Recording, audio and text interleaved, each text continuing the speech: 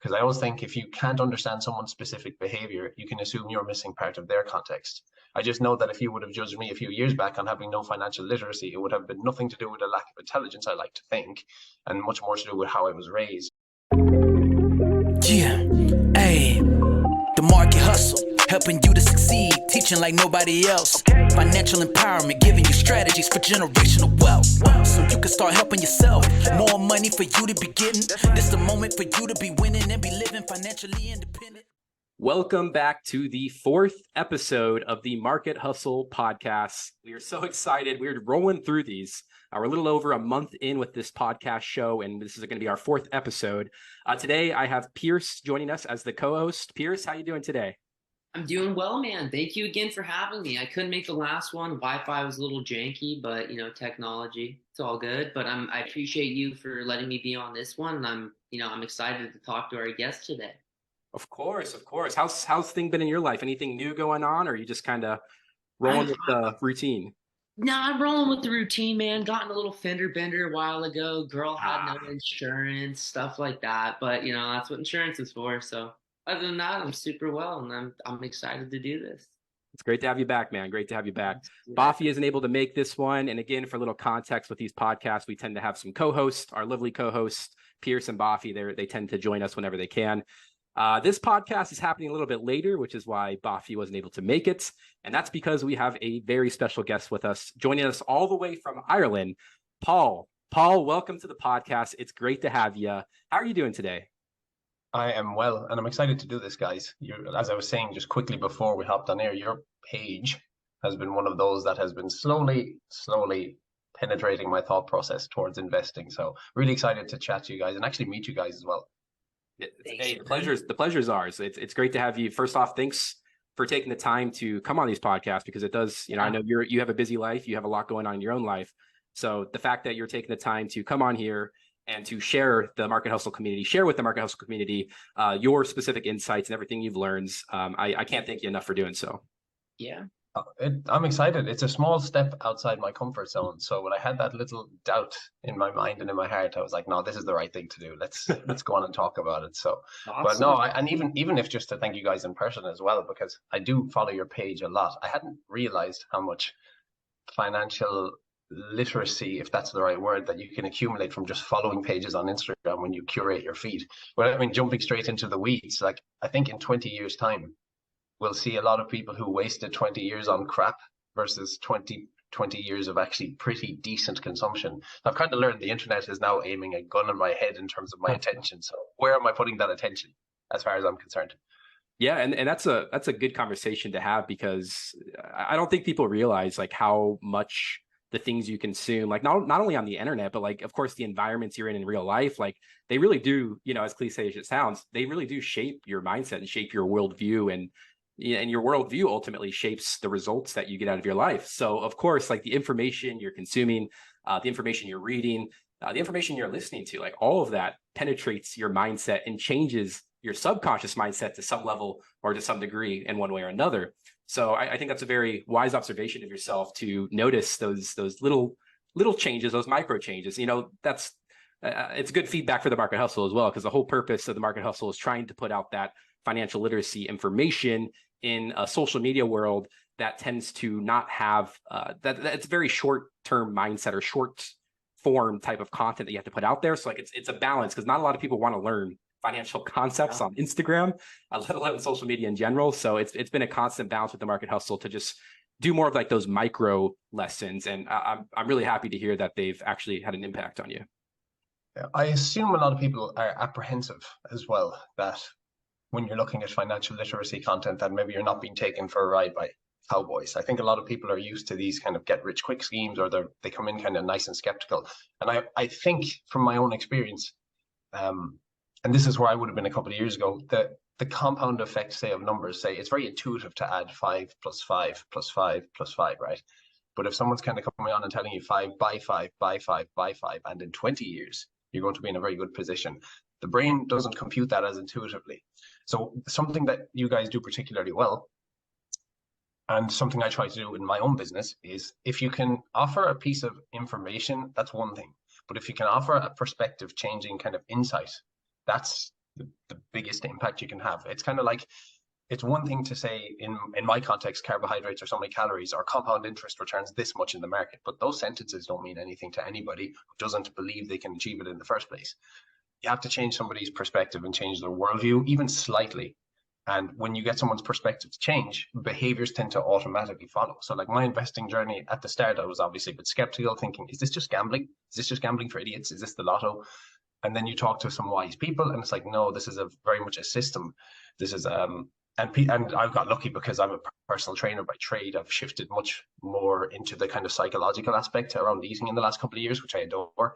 But I'm pretty blessed because if you took the word weight loss or food away and put in kind of money, there's a lot of crossovers and parallels between how a lot of people treat their diet versus say how people treat money. So when I got advice from the finance guy, he said, you're a trainer, you probably see a lot of people looking for 6-week fixes and all this carry on. I was like, yeah, absolutely. And he said, yeah, that's the same with the investing world. If you're not in it for 20 plus years, forget about it. So that was the first exposure I had to money education. So pretty good advice as far as I'm concerned. Definitely. But like, Absolutely. one small little example. If a person, and it's something I see all the time, steps on a weighing scale and it fluctuates in the direction that they don't want it to fluctuate, they'll often kind of quit and think, oh, this is not working, because they're so honed in on the daily fluctuation. They're like, this isn't working, I'm going to quit. And nobody logically thinks I'm going to binge eat on food and hope I'm slimmer. But that's what a lot of people do. Same with, and what I'd been told was market fluctuations. There's a small dip in the stock market and people think, oh, holy shit, this is not working, I better sell. And that emotion comes into it. Yeah. So the first thing I learned about investing was, because I believe eating is a behavior and not a nutrition science, I've been told investing is a behavior more than it is a financial science, if you like. So these are all the insights that I was lucky enough to get. So I think I was educated quite well initially. Yeah, it sounds very much so, and I would completely agree with all of your observations. It's pretty funny. Like the more you dive into the finance space or just investing in general, and Pierce, I'm sure you can attest this as well. Like a lot of it is correlated to bunch of different areas of life, right? Like it's not, and Buffy says this perfectly when Buffy's on, like, it's not about your money, it's about your life. Like these financial habits that you're building directly impacts the quality of life you're going to have, right? And a lot of it stems from, I would say, if you kind of want to dive into the core of what it is a human behavior. I don't want to say issue, but it does revolve around human behavior, because rationally, especially with stock markets and investing, like the best time to invest is when there's a market crash, right? When everybody's running away, when there's a bunch of fear in the market, that's rationally the best time to invest. But it's also the time when nobody wants to invest, right? Because by definition, for those crashes to actually occur, there has to be a lot of fear and more investors have to be running away from the stock market than there are buying. But the people who actually are rational and keep that, how do you describe it? Keep that fear, that fear from clouding their judgment. Yeah.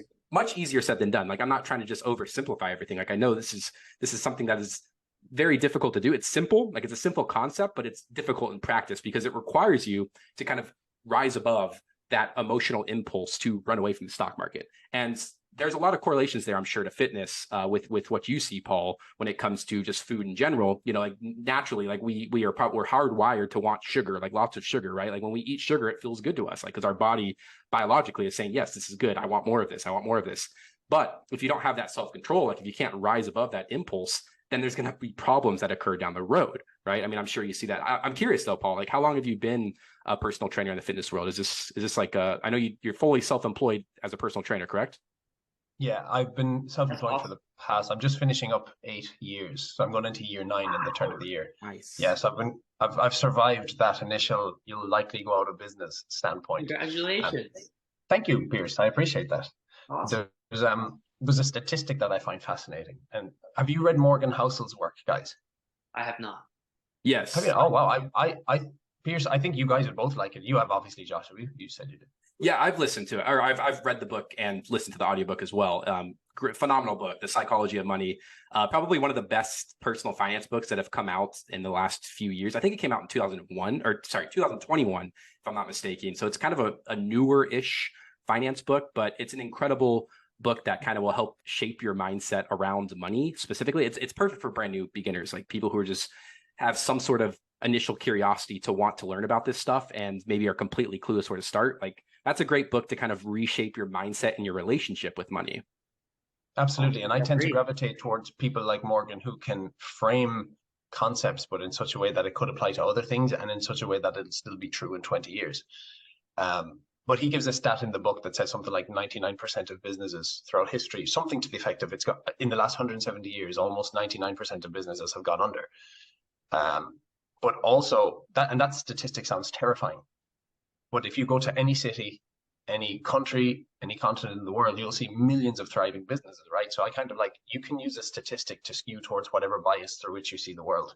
So I kind of find that a little bit fascinating. So yeah, I've been self-employed for the past 8 or 9 years. I absolutely love it. I've kind of gone into the business mentoring side of things lately as well. So, you just kind of, I love it, but then there's also the kind of, as you climb more hills, the next hill kind of appears. So yeah, fully self-employed, personal training, but I do a lot of work now with more so, like I was saying, the psychology on eating more than anything, but in such a way where I'm not certainly not diagnosing people's problems, but similar to what you guys kind of say, I find a lot of the issues that I face to be more so behavioral. And I kind of find myself asking a lot of, and this is why I think it's easier to, well, it's actually more difficult not to judge people. It's a lot harder to have empathy, but I'm interested in what are the like situational and psychological constraints on somebody's current struggles. Because I always think if you can't understand someone's specific behavior, you can assume you're missing part of their context. I just know that if you would have judged me a few years back on having no financial literacy, it would have been nothing to do with a lack of intelligence, I like to think, and much more to do with how I was raised and certainly the country and the culture I grew up in, because in Ireland, we don't really talk about money. But again, through the internet, I've been lucky to link up with some great people, meet some cool people, get some amazing information. And yeah, now I have a burning desire to be financially independent and spend my days reading and thinking and traveling. And I mean, I kind of do that already. I don't think you need to be financially independent to have a really good life.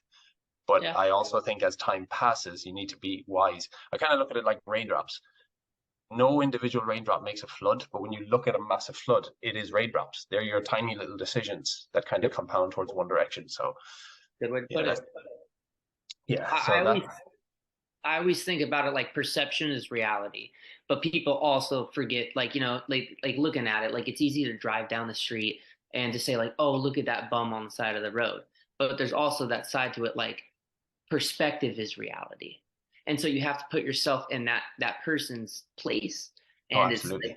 like to be in that perspective and in that situation really could change someone's mindset against it. So growing up, some people growing up with money have that sense with money that, oh, like, whatever, it doesn't really matter. And they will drive down the street and think that exact thing.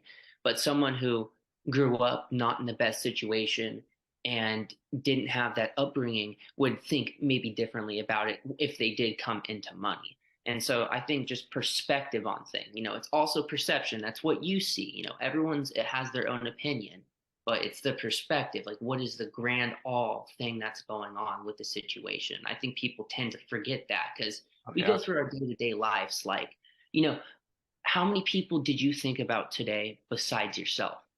Rationally, though, like how many people? And so you go through your day-to-day life just not thinking about nobody, not doing nothing about it. And so it's just perspective for me, at least. I try to indulge myself into perspective on things. But I Yeah. love what you were saying.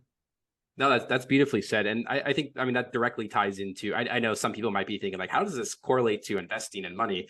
And it directly does, because there's multiple ways you can view the stock market, right? Like, especially when it comes to trying to like value a company or to determine if a stock's a good stock to buy or not, right? Like there's thousands of, maybe not thousands, but hundreds of different perspectives out there on like a specific company. So you spend 5 minutes on the internet going to do some research on like a company like Tesla, Apple, Microsoft, or whatever. You're quickly going to find out that there's so many different perspectives. Like some people think it's a great company, it's a great time to buy, and then others will be like, no, it's a terrible time to buy because X, Y, and Z. It's like, yes, it really is related to that extent. I mean, this is a very zoomed in view of it, but it's a fascinating thought experiment to kind of think about and to consider, especially when you talk on, or when you touch on, Paul, of correlating to like different domains of life, such as the fitness realm and the finance realm, because there is, I think that's I think a lot of people can kind of visualize the correlations between the two, because everybody understands that, fitness, like there's a lot of simple concepts like eat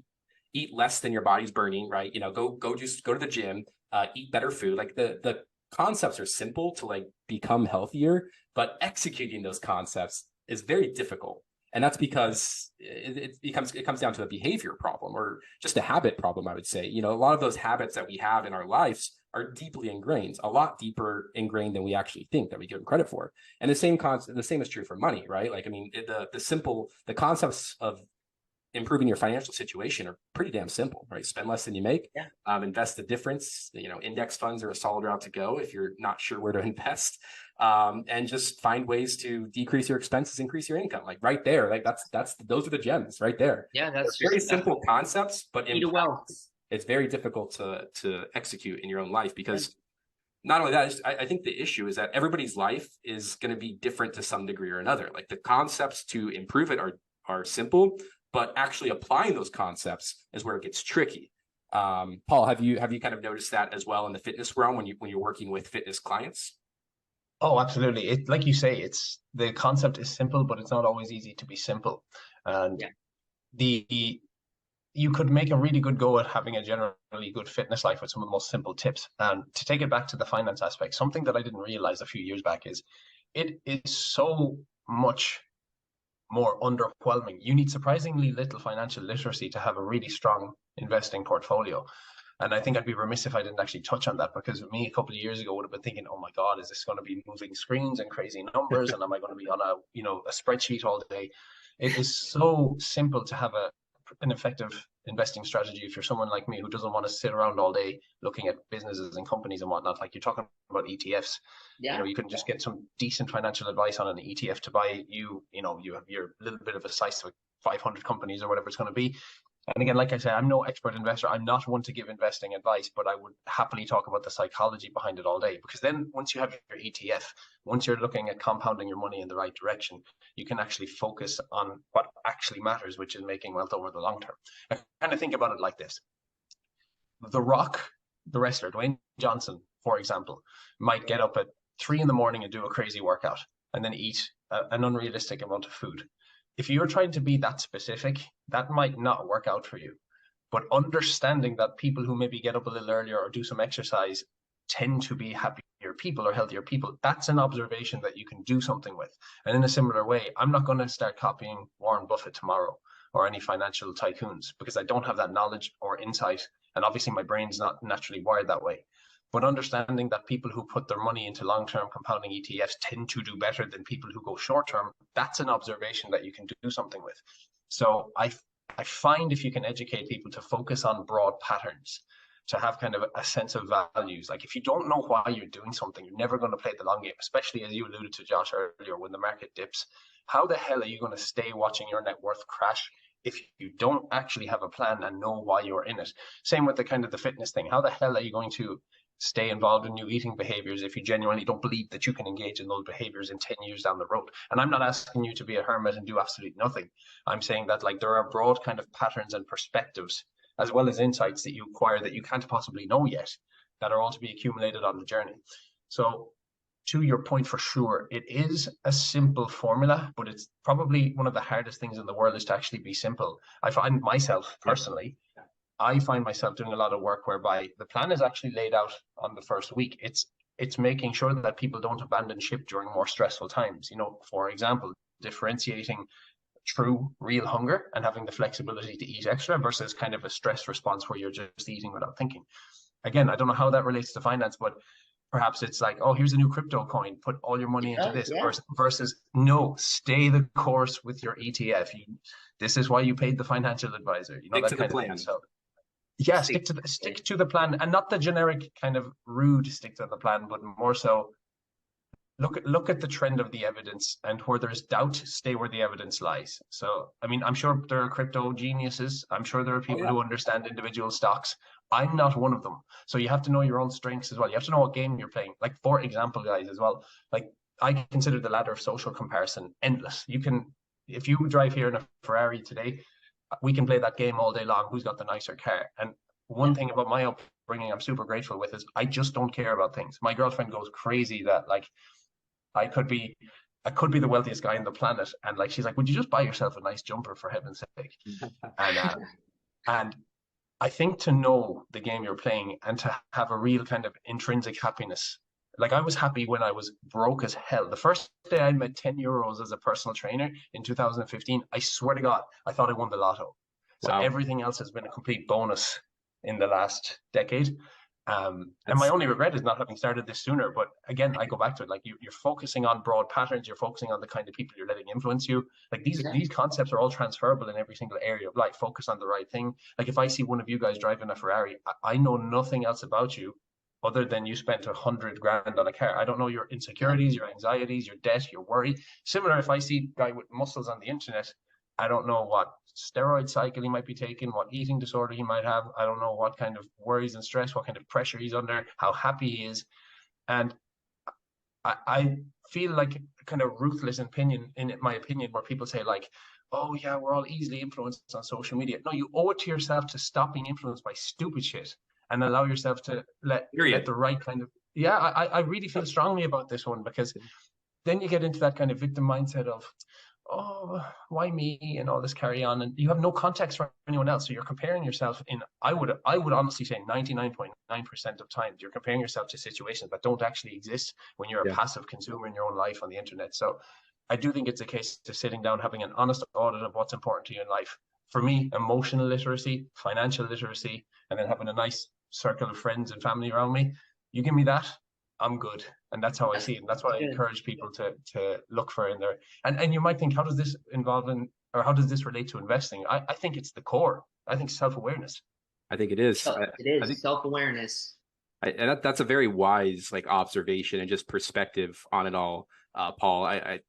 Yeah, perfectly said. It's hard to kind of top that one off, but I will say this, kind of like what you were alluding to. Like it's very easy to compare your current situation to just random people, especially on the internet, right? Like on Instagram alone.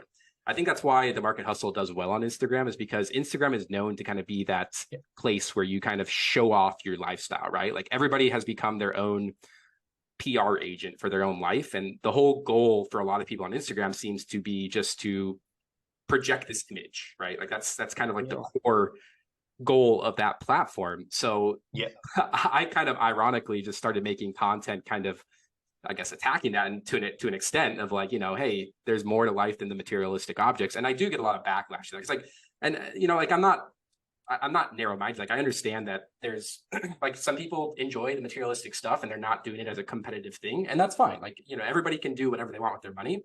But I think where the problem lies is if you are miserable with your life, you're spending thousands of dollars on stuff you don't need, like designer clothes every month. You're spending $700 a month on Starbucks, and you got $1,000 card payment every month. Like if you're miserable and you have that type of spending habits that are just bankrupting you every month, and you're sitting there complaining that you can't get ahead because the world's out to get you, there's it's impossible to make money. Like sometimes I think a lot of people would benefit from just kind of looking inward and being like, well, where could I kind of improve my life? And I get it. Like I'm empathetic because I understand that a lot of people just don't have the perspective, like the financial perspective that maybe I have, or any of you guys on this podcast have, because it's a skill. Like you have to learn this stuff. You have to learn how to be intentional with money.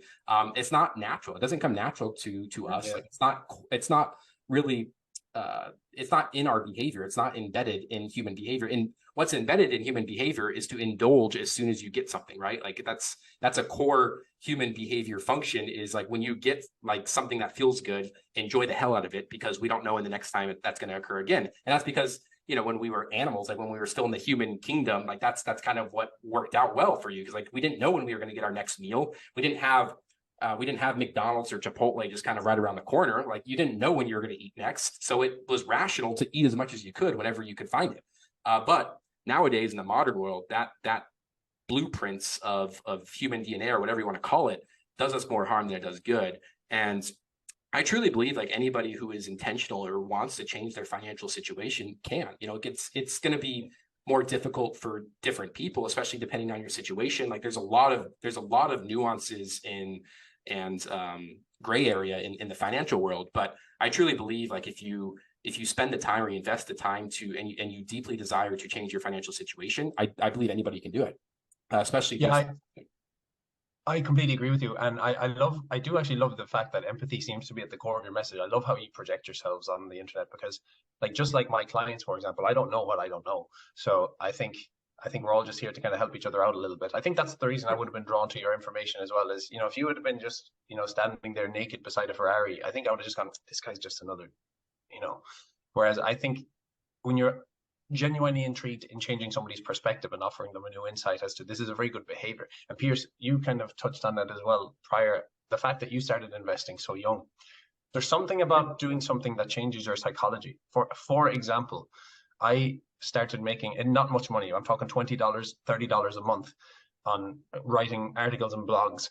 But something about making a couple of pennies from being a paid writer actually changes your psychology, and it changes how you engage with the process. So I imagine, Pierce, for you, just like it might be for somebody who starts to lose life-changing weight, or somebody who's, like you're investing at a young age, you do change your relationship with intentionality. You stop being a passive consumer in your own life. Oh, completely. I mean, recently I just indulged in a nice car. I had my 21st birthday, so I bought myself a nice car. Happy birthday. Thank you. This was a while back, but so I bought a nice car.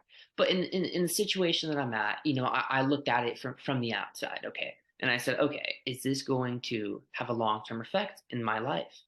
And I say, is this, and it's a BMW, okay, so maintenance issues right off the bat, just going to say that. And so, you have to take into account that there's going to be issues and things like that come along with the car. So it's long-term.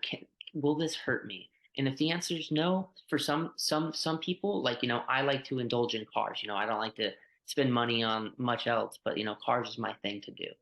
And so I look at it like as a reward, and see, but people also misinterpret that as, so I was talking to my friend. I'll go back on the conversation we were having before we started recording.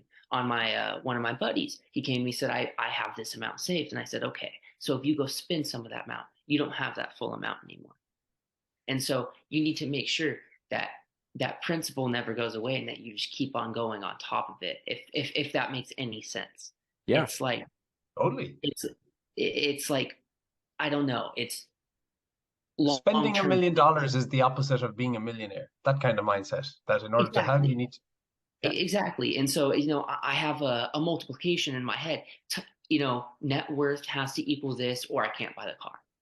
Yeah. And so in the situation, that's what I did. And I could. And so I did. And that's such a wise perspective at 21 years of age. That's mind-blowing to me. Isn't it, Josh? It's incredible. That's why we love Pierce on this podcast, because he brings a unique perspective. There's not a lot of 21-year-olds that think like Pierce, and I'm not much older. I mean, I'm 27, so relatively, but it's hard to find people, especially in their 20s, that are like thinking like this with money. And Pierce, I love your perspective and just like your idea around money, because like, yes, you like cars, you like nice cars, which is fine. Like that's why I try to tell people, like, it's fine to want to have nice things. Like if you want the BMW, Absolutely. If you want the Bugatti, if you want the Gucci belt, like whatever, that's fine. You can have you can want whatever you want. That's your own situation.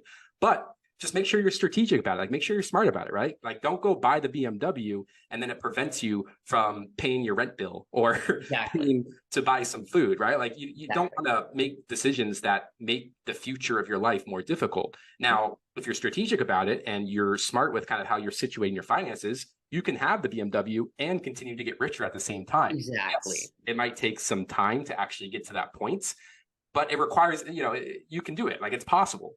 And that's what I hope people gather from this context, or this podcast specifically, because a lot of people will kind of get turned off about some of the stuff I put on Instagram, like, oh, like maybe you might have to take a couple of years and sacrifice some spending just to kind of get your life set up. And it's like people will start to like, oh, what's the point?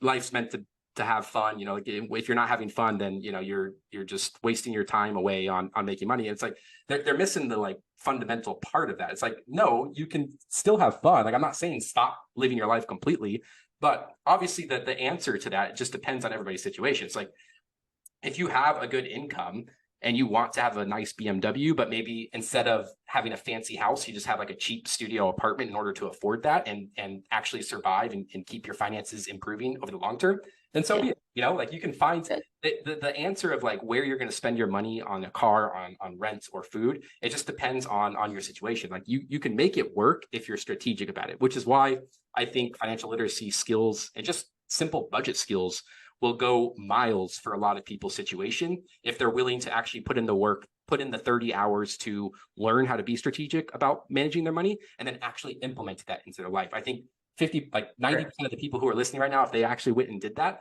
it's going to just open up a completely different perspective and world path to their future, their financial future. I agree with you wholeheartedly. I think when, in a similar way, when clients are, for example, for me, trying to undergo behavior change in a very similar way to this, you're kind of trying to get somebody from a fear of missing out to a joy of missing out kind of phase. Yeah. So you kind of want them to voluntarily engage with whatever constraints they need to put on themselves in a way that makes their life better, in a way that they see kind of what's worth it on the other end. And you are like, it takes time. Anything worth having takes time though, and it's a prerequisite. And because time is going to pass anyway, I think it makes so much more sense to try and be a little bit intentional with your choices as best you can.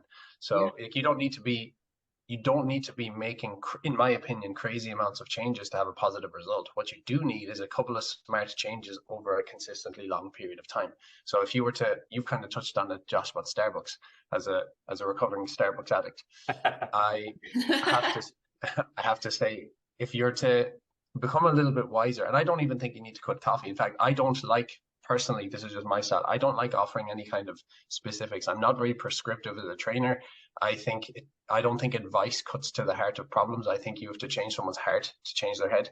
Yep. But if you were to take some kind of expenditure that you put into, say, Starbucks, like I used to, and instead you're to find a couple of quid a month to put into a low cost index fund or whatever, it can change the trajectory of your life. Just like if you audit your nutrition and you think, okay, I'm actually don't have a terrible diet. If I can either panic and think I need a new diet, or I can think, okay, I'm a little bit devoid on protein, I probably don't eat enough fruit. You can actually slightly shift the calorie balance equation by a couple of smart swaps, by thinking of a kind of inclusion mindset, like what's on the other end. Okay, well, if I have a little bit more protein and a bit more fruit for like 6 months, I actually could end up looking like a different person. But because you can't actually engage with you 6 months down the line, it's very difficult to believe that you can actually achieve it. Just like it's still difficult for me to believe that my portfolio can grow into something that's going to truly, truly change my life.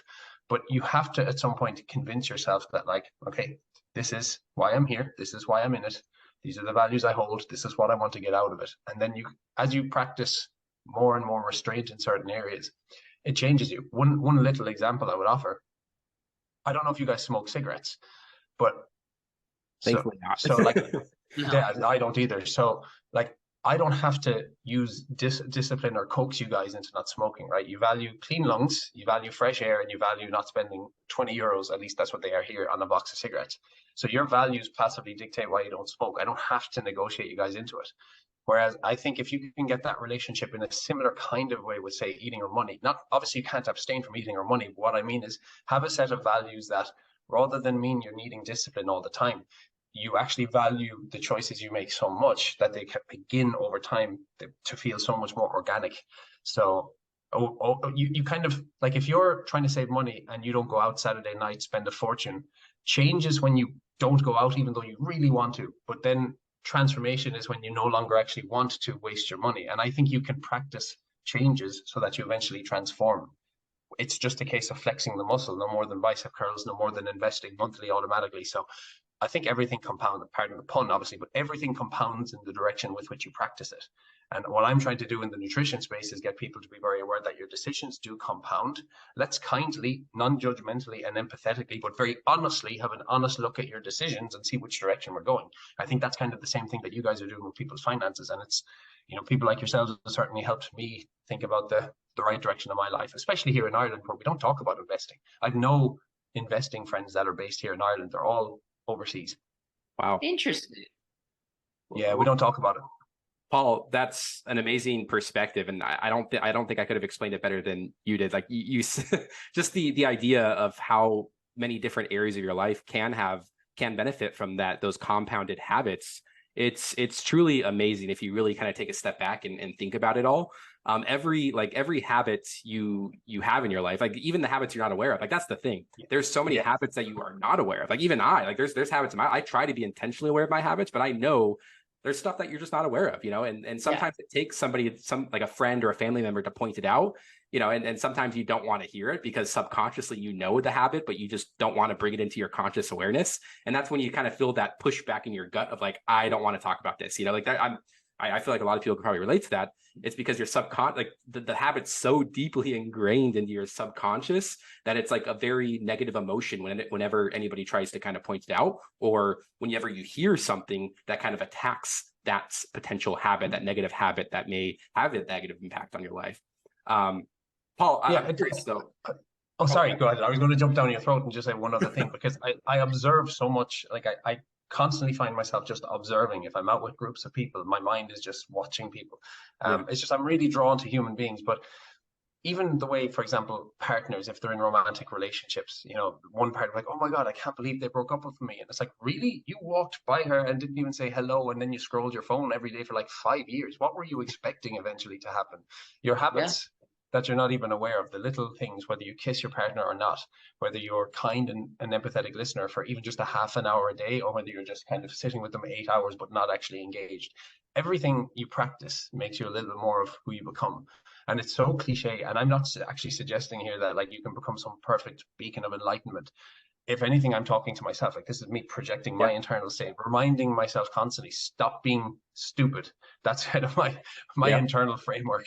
Stop doing Yeah. stupid things. But yeah, like in the kind of the romantic context, the investing context, nutrition context, like sometimes, as you said, that the things, it's the little things that are actually screwing you up, things that you're not even aware of because they're too small to hurt you today, but in the next 5 years, those raindrops, it's going to be one hell of a flood to clean. But sorry, you Yeah. were going to ask me something and I rudely jumped over you. Oh no, that was a great point. But I was going to ask you. I'm just curious, because you touched on that you started investing a couple of years ago. So I'm curious to. I mean, you seem very intelligent. I love your perspective, and I'm sure a lot of it comes from learning all of this in the fitness world. And so you've been able to kind of transfer some of those core lessons that you've learned into the finance world, which is incredible. But I am curious, like, what struggles did you have a couple of years ago when you first jumped in? I know earlier you touched on that you kind of had this mental image of investing, thinking it was kind of like you had to pick the right stock. It was kind of like a casino. And I think a lot of that is due to Hollywood building this movie perspective of like Wolf of Wall Street. People have that vision of the stock market when they think of stocks, when in reality, it's not like that at all. I mean, of course, there's going to be certain situations that are kind of like that. And those situations always get amplified in the public view. But in reality, the real way to like build wealth in the stock market is pretty damn boring. It's kind of like It always is. It's the boring stuff that people don't want to do that actually really moves the needle.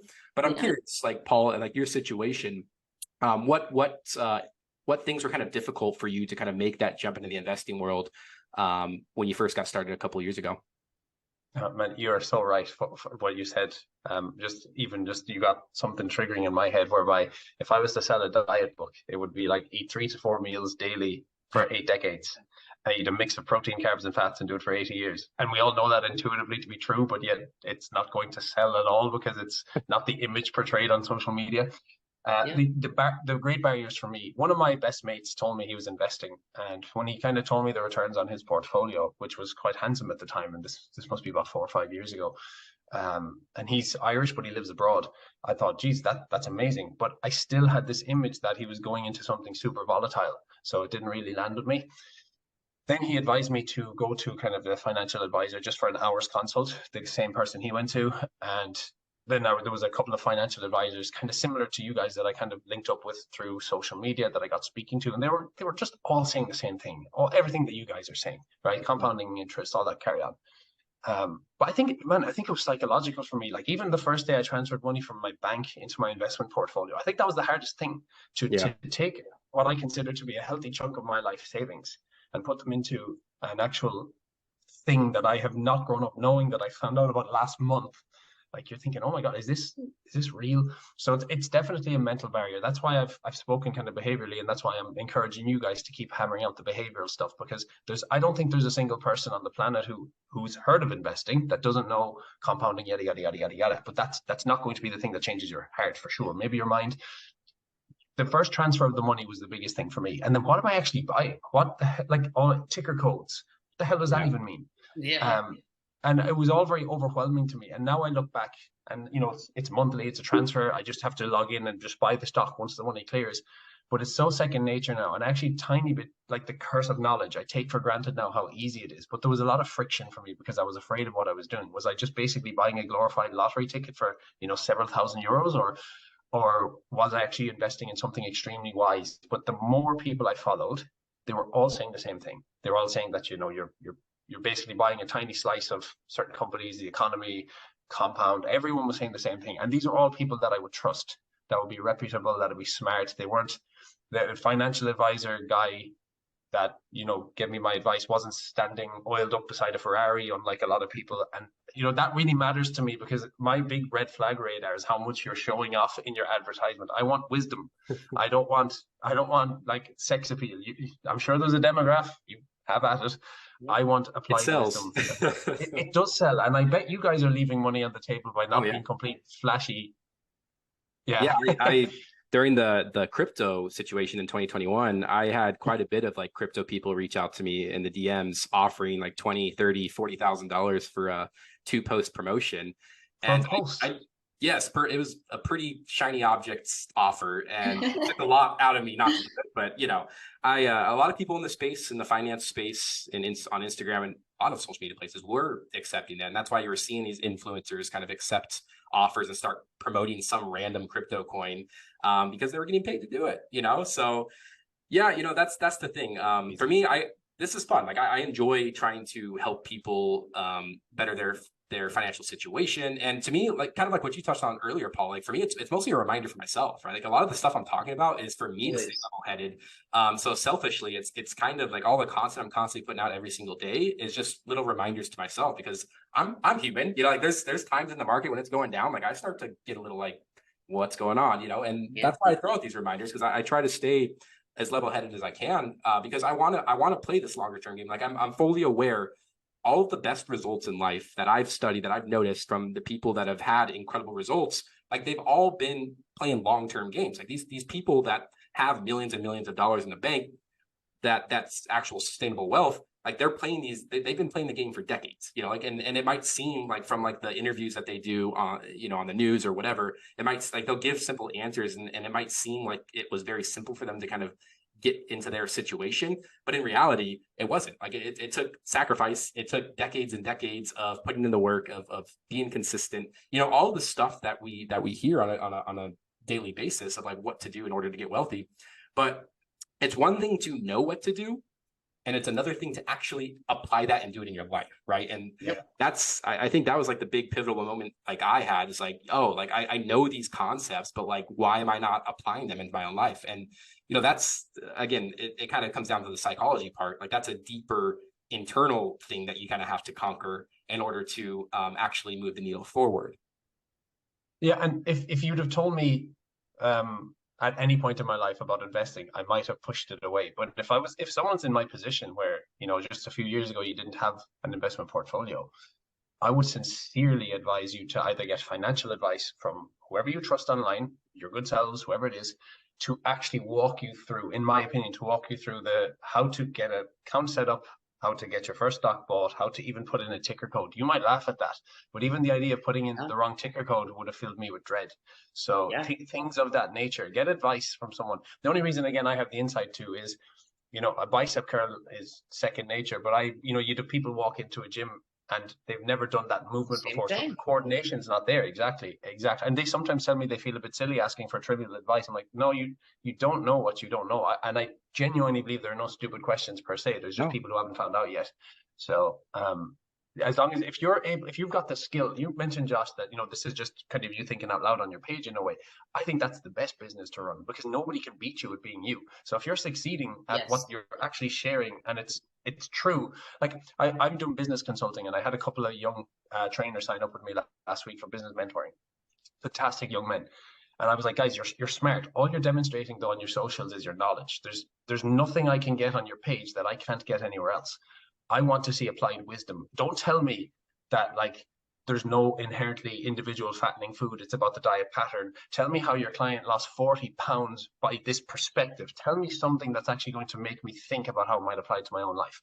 And I think nobody can actually beat you with your own experience. Like I've recently done a kind of a podcast interview on my own channel, one of my clients who lost over 200 pounds. Nobody can copy that. Nobody can take that information, that insight, that coaching skill out of my head. So you could go onto my Instagram if you wanted to, or I could do it to someone else and we could copy each other. That can only go so far. Once you're put on the spot, like we're talking to each other now, you'll find out who's telling the truth and you'll see who's a fucking fraud, basically. So pardon my. There needs. Oh, sorry. Go on. No, you go on. You go ahead, Pierce. Go ahead. For there needs to be an appeal to some point. Like, people who look for financial advice per se, I'm not, inclined to the nutrition world, but people who look for financial advice, these types of people, like you were saying, they look for the materialistic thing, the guy with the Ferrari. And then, because there's this image portrayed online, and especially with people around my age that I see indulge in it, and this, get rich quick thing. And it's such a miscommunication and misinterpretation that it's longevity. It is the consistency and discipline. And that was kind of the question I wanted to hit you with, is what similarities with the fitness world and the investing world with the discipline and consistencies have you found? Like, are they the same exact thing? There are two main things that come to my mind. I think because the get rich quick thing is kind of similar to the lose body fat in 6 weeks thing. You might, but you probably won't. You probably won't. But I've changed my tune on that. When I started as a trainer, I thought, who the hell could fall for these things? But now I realize that people don't get taken advantage of because of a lack of intelligence. They get taken advantage of because of their emotional state. And the behavior to the person makes sense at the time. So I think it's about coming in and literally being the change you want to see. I can go on the internet and piss and moan about, or I can just be the change that I actually want to see. And it's working for me so far. So that's kind of the first one. The second one, oh my God, I had 2 points that come to mind. The emotional state, and it's actually lost me, I'm afraid. That emotional state alone is pretty powerful. Oh yes, yeah. I have it back. It's really, because all my clients say this. I did a podcast, actually, one of my ladies from the US, and she lost 80 pounds. And she told me that if I would have told her prior that losing 80 pounds would, technically speaking, make her no happier as a person, she would never believe me. That it's kind of the journey that she went on. And that's it.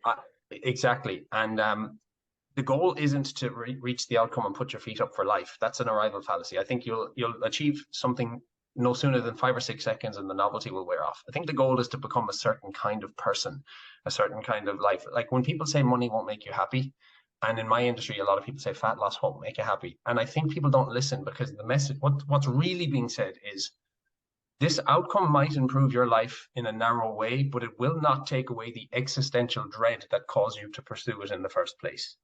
So that's how I see it. So I have no belief that as my money compounds, I'm going to be a happier person. But I'm lucky. I was the happiest guy on the planet when I had 10 euros to my name. I heard Naval say a long time ago, someone's got to be the happiest person on the planet. I think I'm going to try to be that person today.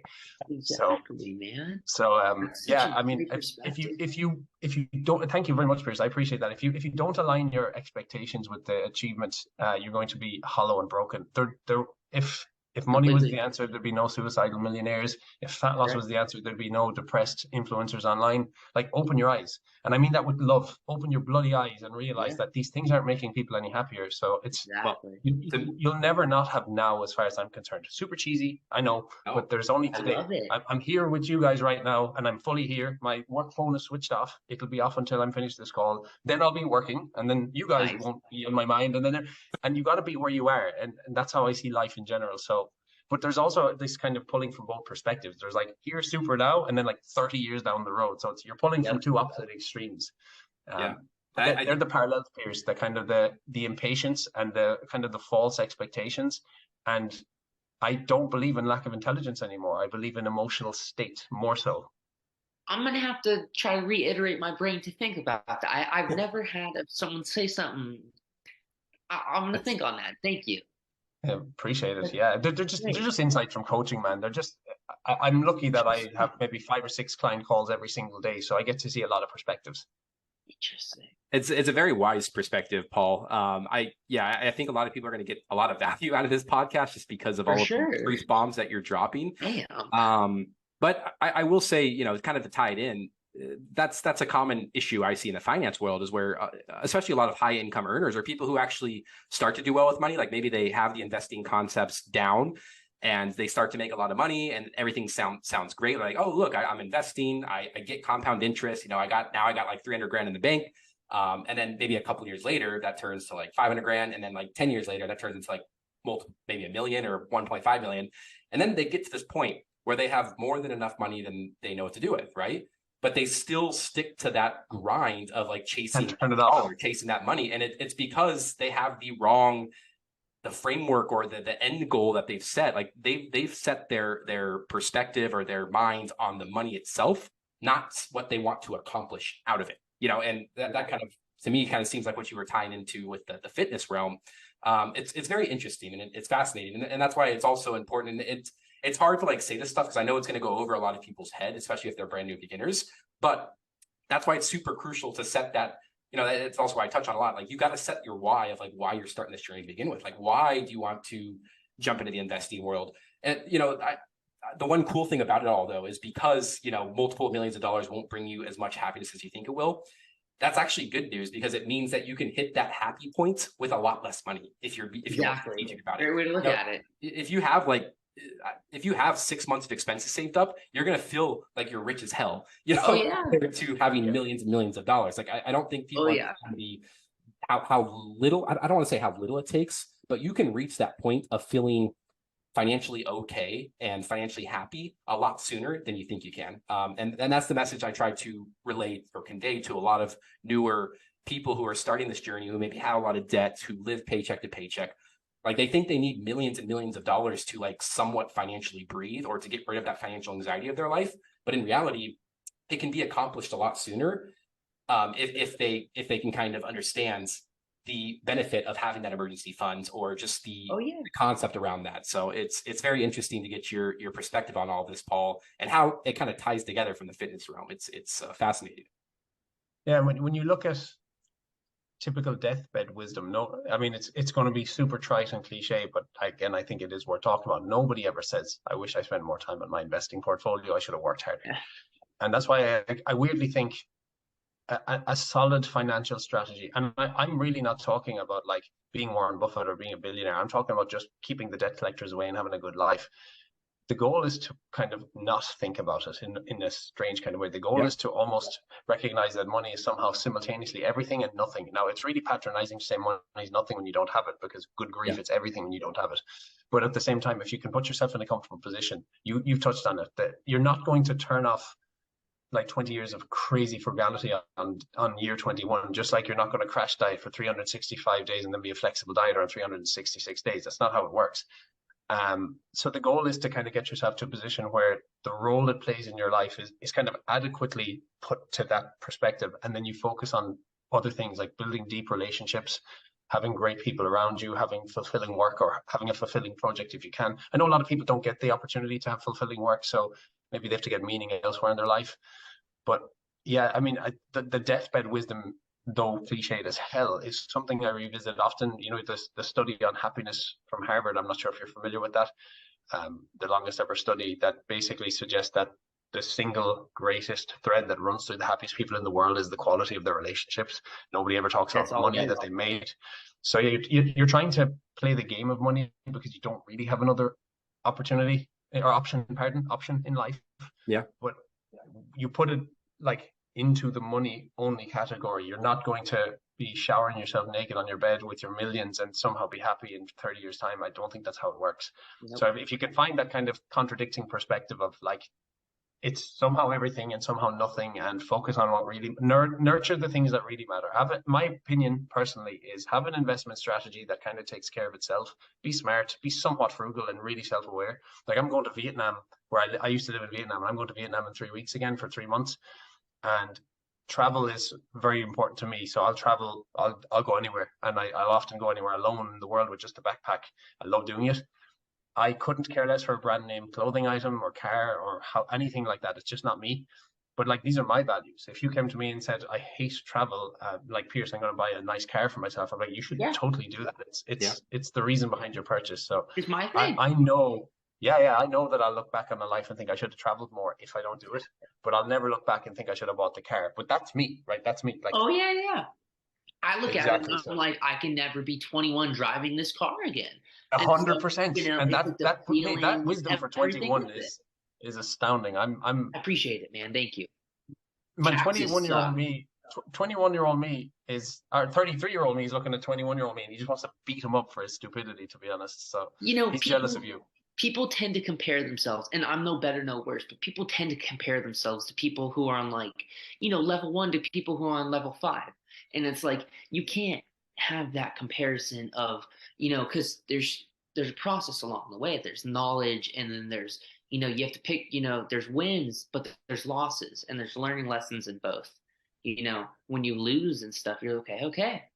You still Makes you who celebrate, you are. cool, I did it, but what can I learn? What can I change next time so I don't screw up the same thing twice? And so that's the whole thing for me. It's not screwing up on the same thing twice. And it's hard because, you know, depending on it, it could be investing, and like, I I'm thankful that I persevered through it, that like, but if, that third time that I screwed up on investing, it could have been it for me, but I kept on doing it. And then, eventually over time, it's consistency and discipline on it. It's just And Pierce, you're doing it. still learning too, which is incredible. It's like Oh, dude, you're I at don't such even a know how I'm on this podcast. yeah. I mean, So I know it's a little bit, but like, yeah, and that's the cool part about it is like awesome. you're sharing your experience from like the ground up. Like you started at a very young Yeah. age, and you're getting to share what you learn as you learn it, which is I don't even know how to pay a light bill, guys, but I'm gonna figure it out with you. yeah, exactly, which is an awesome perspective to have.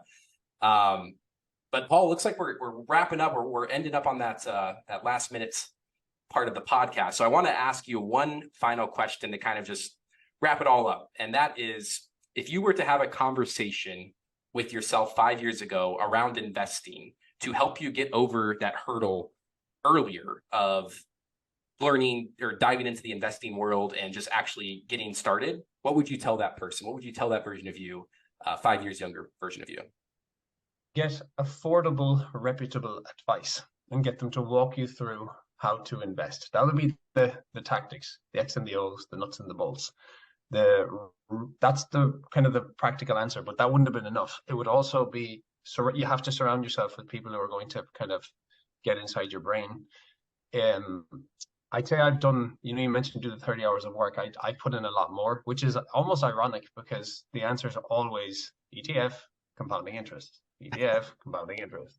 Don't touch your fucking money for 20 years. Sorry, I swore again. I'm not even sure if you're okay with swearing. Sorry. Oh yeah, we're good with it. Totally.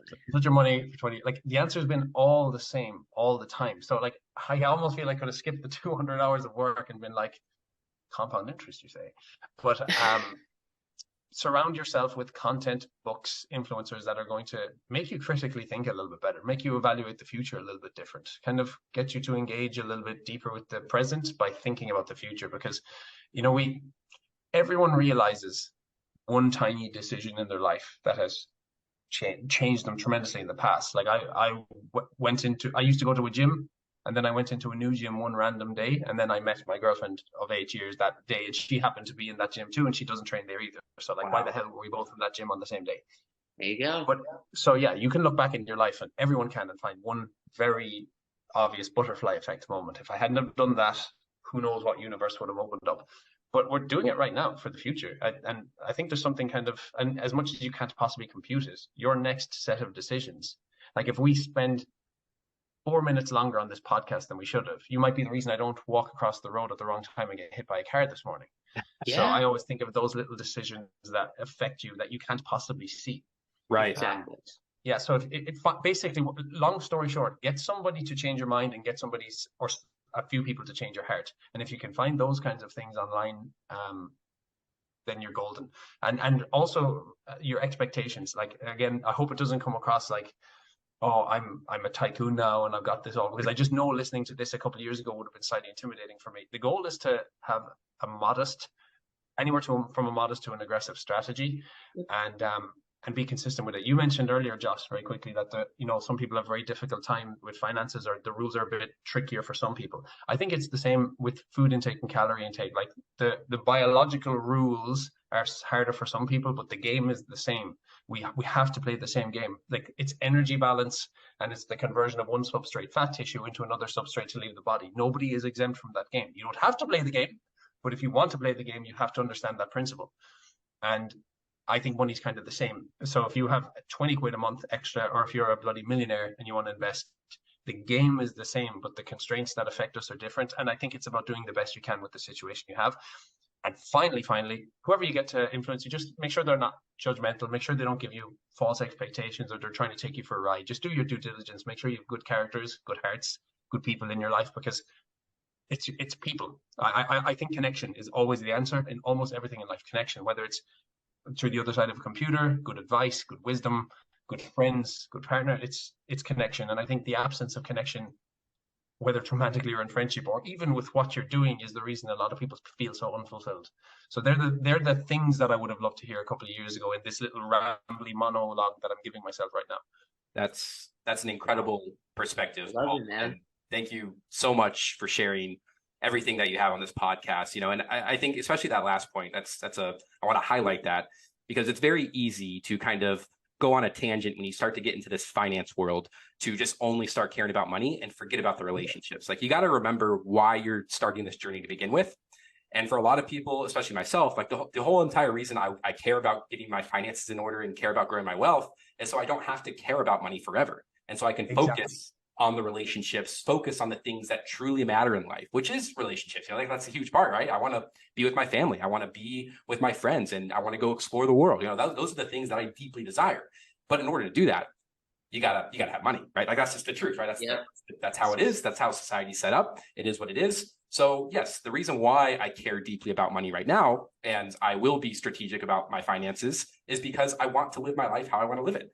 And I think that's such a powerful point that you made, touching on that, Paul, towards the end, and just throughout the whole podcast. Like, your perspective, you have a very unique perspective, and I love how we were able to kind of correlate the two of fitness and finance, because there are so many similarities, and just the point of, there's a lot of simple concepts that if you apply to your own life, and you can apply those concepts to your life, they will make drastic changes. But the thing is, because there's that emotional barrier in all of us, or just that complex emotional part of us, and it's different for every single person. Like, you have to somehow implement these simple concepts into that part of you, right? And it's very, very difficult to do. They're simple concepts, difficult to apply, and it's been fascinating to kind of explore that with you, Paul, in the fitness world, because again, there's a lot of similarities in the finance world. And my final note on that, and I totally agree with what you said about the goal is to not care eventually, which is kind of, you have to care and then not care. You can't judge yourself for not being ready sooner. I see a lot of clients who are almost berating themselves for like, oh, I wish I'd have paid attention sooner. I'm 35, 36, and this is the first time I've paid attention. Same with me. Like, I listened to Pierce's story, and the one part of my brain is this has taken me so far. I am who I am because of how I lived my 20s. But the other part of me is like, holy cow, 21, bloody hell. And I think you can't judge yourself and berate yourself, partly because for a practical reason, you just can't go backwards. You only have forwards. So meet yourself where you're at. Be a little bit compassionate. If you're 50 and you're putting in your first euro, if you're 50 and you're doing your first workout, power to you. You're beating the 50-year-old version of you that isn't doing that. And that's really how I see it, because there's no other option. So you have to meet yourself with a bit of kindness and compassion and non-judgment, because I think it's a better strategy as well going forward, as well as just having a better life. Beautifully said. Very well said. Pierce, any closing thoughts on your end? I just wanted to thank you, man. I mean, I really appreciate your time and your expertise on this. And I loved to see how the correlations in the physical fitness world and the investing world, how they tie together and, have a lot of similarities. So, I mean, I appreciate your time and your knowledge. Thank you. And the feeling is reciprocated. Thanks so much for having me. And thanks for the influence. Thanks for coming in and being another few, as I said, raindrops in my thought process for investing. I appreciate it so much. And it's really good to meet you both, albeit virtually. Mutual feelings. Yeah. Well, hey, thanks for both of you. Pierce, thanks for coming on to co-host once again. We'll see you back in the future. And Paul, again, I can't thank you enough for coming on here. I think a lot of people are going to find this episode special. There's a lot of truth bombs and just like perspective changes that I hope will help kind of ignite that fire in some people's hearts to make that change that they know maybe they have to make, but they just haven't actually gone that extra mile to do so. Paul, thank you again so much for coming on. And for everybody who's listening, thank you for tuning on to this 4th episode. I think this is what I can't wait to re-listen to this one. This was a special episode. And everybody have a great rest of your nights. Thank you. If you feel just like I do, link up, come and join this crew. Hey, I'ma go invest and I'ma watch my money double, take it to another level. With that market hustle, always play it smart. You ain't dealing with a sucker. Take it to another level. With that market hustle, I'ma hustle, hustle. With that market hustle, I'ma hustle, hustle. With that market hustle, I'ma hustle, hustle. With that market hustle, I'ma hustle, hustle. With that market hustle, go.